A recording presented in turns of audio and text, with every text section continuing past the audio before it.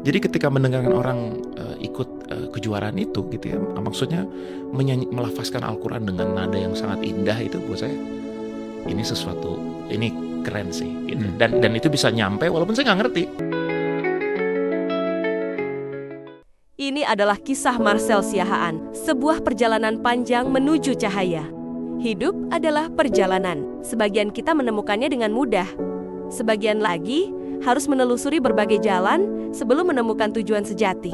Seorang musisi berbakat yang mengalami perjalanan spiritual penuh warna sebelum akhirnya menemukan keyakinannya. Marcel lahir di tengah keluarga yang unik. Ayahnya seorang penganut Kristen Protestan dari Ambon, sementara ibunya seorang Muslim dari Solo.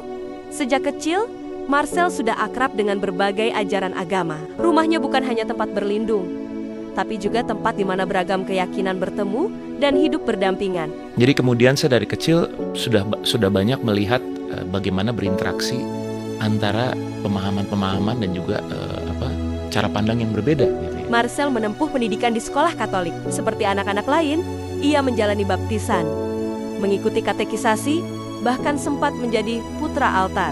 Kita sekolah semuanya sekolah Katolik. Kakak saya yang paling tua, yang perempuan di Santa Angela di Bandung. Kita sekeluarga yang cowok-cowok nih, semuanya di Santo Aloysius Bandung. Tapi jauh di lubuk hatinya, ada pertanyaan yang terus mengusik. Apakah aku benar-benar yakin dengan ini? Adik saya juga begitu, Mas. Mengalami proses-proses gitu, dibaptis dan segala macam.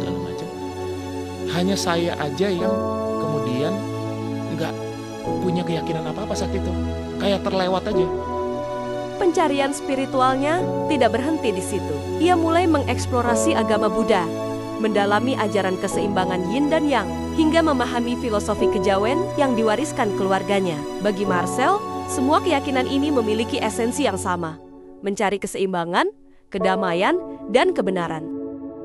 Salah satu momen yang membekas adalah ketika ia pertama kali mendengar tilawah Al-Quran. Alhamdulillahilladzi khalaqas samawati wal arda wa ja'ala dhulumati wan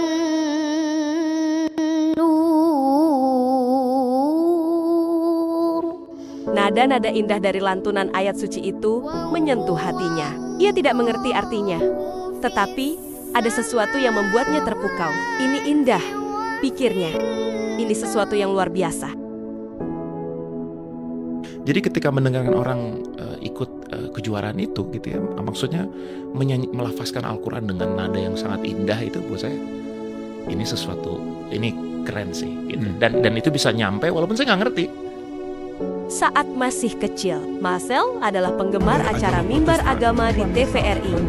Ia menyaksikan berbagai fragmentasi dari berbagai agama, termasuk ceramah dari Bante Panavaro, seorang guru spiritual yang nantinya membimbingnya menjadi seorang Buddhis.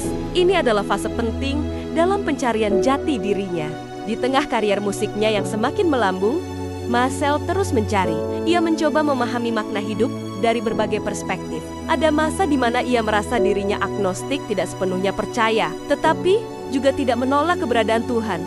Seperti kapal di tengah samudra, ia mengarungi pencarian yang panjang, bertanya, merenung, dan berusaha menemukan cahaya yang benar-benar bisa membimbing langkahnya. Dan kemudian ia bertemu dengan seseorang yang akan mengubah hidupnya. Rima Melati Adams, wanita yang bukan hanya menjadi pendamping hidupnya, tetapi juga seseorang yang tanpa paksaan, tanpa tekanan, memberikan contoh tentang kedamaian dalam Islam.